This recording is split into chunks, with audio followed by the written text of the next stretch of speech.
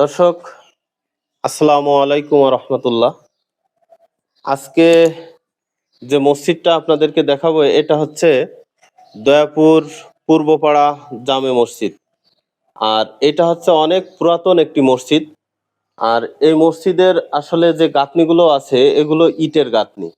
আর আপনারা কিন্তু দেখতেই পাচ্ছেন যে যে রডগুলো দিয়ে বা আগে যেভাবে আপনাদের ছাদটা ঢালাই দেওয়া ছিল, এই ছাদগুলো কিন্তু খসে খসে পড়ছে। তো গ্রামবাসীর উদ্যোগে, আমাদের এলাকার মানুষের উদ্যোগে এই সব মসজিদটা আমরা ভেঙে আবার পুনরায় নতুন করে মসজিদ নির্মাণ করব।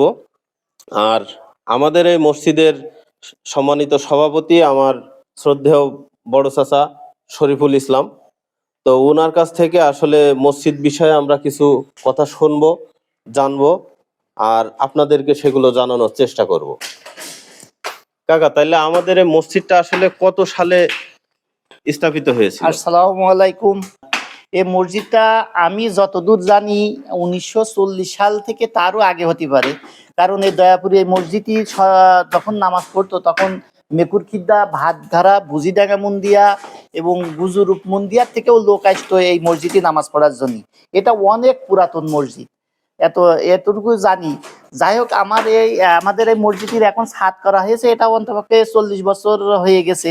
যাই হোক, যার কারণে আর এই মেন সমস্যা হয়েছে কি, ওই ছাদটা যে গাঁথনিটা ছিল এটা যে কাদার গাঁথনি ছিল, এই কাদার গাঁথনি এবং ছাদটা টেম্পার চলে গেছে, যার কারণে খসে খসে মাথার উপরে পড়ছে।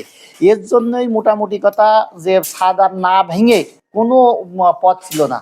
তাই এখন মানে এমন একটা উপায় ছিল যে এই ছাদ ধসে কোনো সময় মুসল্লিদের মাথার উপরে পড়তে পারতো বা একটা বড় ধরনের ক্ষয়ক্ষতি হতে পারতো আর কি। এর জন্যই আর কি মূলত হচ্ছে গিয়ে ভেঙে ফেলা। এখন যাই হোক, আমরা উদ্যোগ নিয়েছি এটা ভেঙে এখন নতুন করে ভালোভাবে করার। যাই হোক, এটা করতে অনেক টাকা তো ব্যয় হবে, এটা করতে অনেক টাকা ব্যয় হবে, অন্তপক্ষে কমসে কম 30 লক্ষ টাকা ব্যয় হবে। এখন আমাদের কাছে তো মসজিদ কমিটি থেকে আছে মনে হয় 5-6 লাখ টাকা আছে। আর শুধু গ্রামবাসী যাই দিয়ে তাতে মোটামুটি কথা যারা দিতে আগ্রহী আছে সর্বোচ্চ 10 লাখ টাকা মতো আমার একটা ক্যাপাসিটি হয়ে গেছে। এখন এই দিয়ে তো আর কাজ হবে না, তাই যার কারণে তো মূলত ফেসবুকে আসার একটাই কারণ, সেটা হচ্ছে যে আপনাদের সহযোগিতা চাই। যত ফেসবুক বন্ধু আছেন, যত লোক আছেন দেশ ও বিদেশে, সবার কাছে একটাই আবেদন যে আপনারা একটু মসজিদের কাজের জন্য একটু এগিয়ে আসেন।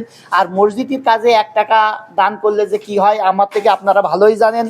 যাই হোক, মসজিদের কাজে মসজিদের দান করলে সোয়াব আছে, এইটুকু আমি বললাম। আর বাকিটা সে আপনারা অনেকেই ভালো জানেন। এটাই বলছি। আর যতদূর পারেন, যে যেখান থেকে যতটুকু পারেন, কারো তো আর হচ্ছে গিয়ে উপর চাপিয়ে দেওয়া হচ্ছে না, যে যতটুকু পারেন এই মসজিদের জন্য সাহায্য করেন। আর কমেন্ট বক্সে আমার হচ্ছে গিয়ে বিকাশ নাম্বার, হচ্ছে গিয়ে নগদ নাম্বার দিয়ে দেওয়া হবে, আপনারা সহযোগিতার হাত বাড়িয়ে দেন। এই বলে আমার বক্তব্য শেষ করছি। মসজিদটা আসলে খুবই যত্ন সহকারে এ পর্যন্ত রাখা হয়েছে।